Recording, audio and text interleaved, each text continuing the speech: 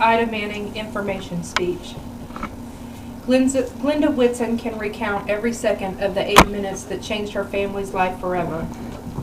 It was January the 12th, 1996, when her daughter and 2 grandchildren stopped by for a visit. It was about 3 o'clock in the afternoon, and Jimmy was out front working on his pickup truck. He stopped long enough to say hi to his granddaughter, who was an auburn-haired cutie who loved Burger King, Barbie dolls, and America the Beautiful for the line Amber Waves of Grain. They kept 2 bicycles at their house for the grandkids to ride. It was a warm afternoon, and they wanted to ride the bikes. Jimmy said it was okay for them to ride around the block. They rode around the corner to the vacant lot of the Winn-Dixie to ride up and down the ramp, as many kids in the neighborhood did. The Whitsons had lived in the Arlington, Texas neighborhood since 1975, and their mother enjoyed riding her bike on the same streets. Ricky took his turn up and down the ramp and went on home. Amber said she wanted one more time. When Ricky got home, Jimmy asked him where his sister was at. He said she wanted one more turn up and down the ramp. He asked him to go back and get her. In a few minutes, Ricky returned and said he couldn't find his sister. Jimmy jumped in his truck and drove over to the Winn-Dixie. He met a police officer there who said a local neighbor had called, said he had heard screaming and saw a man put a little girl into a pickup truck. The only thing that remained was a bicycle. Jimmy's heart sank. It was his granddaughter's bicycle. It was 8 short minutes from the time she left the driveway to the time the man called 911. The Amber Alert program was started because of the abduction and murder of 9-year-old Amber Hegerman. Because one individual, Diane Simone, suggested a program in Amber's memory like the emergency alert system to help find missing children. Local law enforcement and broadcasters created the Amber Alert program. The year after Amber's abduction, they worked together and began implementing this program.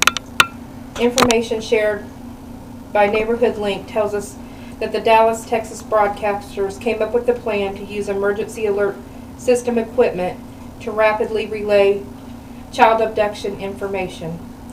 They work with local law enforcement with the concept, and the America's first Amber Alert program was born.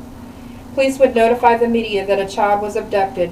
Viewers and listeners would be notified through broadcasting announcements with as much information as possible to enable the public to provide the extra eyes and ears that would increase the likelihood of catching the abductor.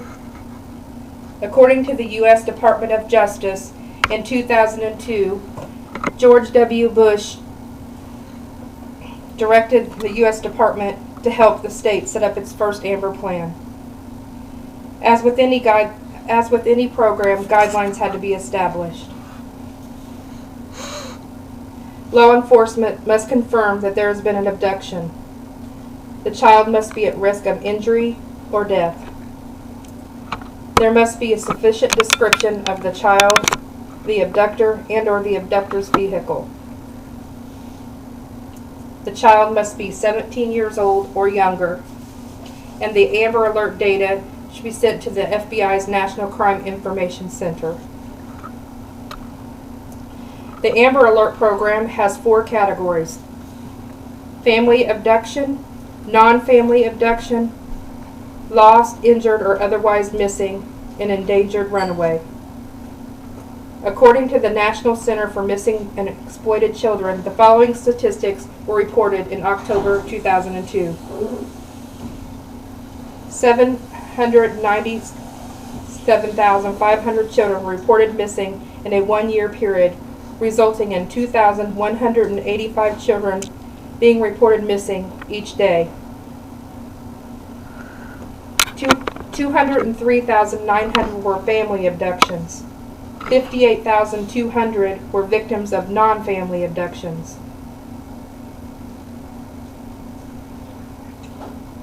Only 115 were victims of stereotypical kidnapping. Since the 1997 abduction of Amber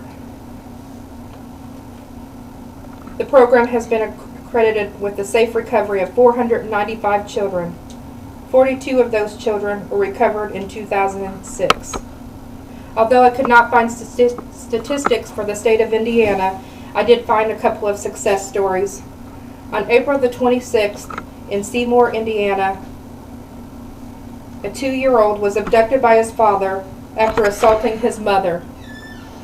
The father was identified at a local restaurant drive-thru where he was apprehended by police, and the boy was safely returned home. On June 26th of 2006, in Terre Haute, a 4-year-old boy and his 2-year-old brother were taken by their father at gunpoint and left in a stolen vehicle. A citizen saw the alert on TV and recognized the description of the vehicle. The citizen contacted authorities and the man was apprehended. The younger child was safely recovered. Unfortunately, the father had murdered the 4-year-old boy before authorities could apprehend him, emphasizing the importance of timeliness. You can contact local authorities with any information on missing children at the Indiana State Police Department, or if you need to report a lost or missing child. Take a closer look at these faces of missing children in Indiana today. Do you have any information that could bring them home? I have shared some information on the Amber Alert program, how it started, the guidelines, the statistics, the success stories. If you would like more information about this program, you can visit the website at www.amberalert.gov. In conclusion, I think we owe a big thanks to Diane Simone for suggesting a program to alert the public. Thanks to Dallas, Texas authorities and broadcasters for implementing the program to help saving missing children each year.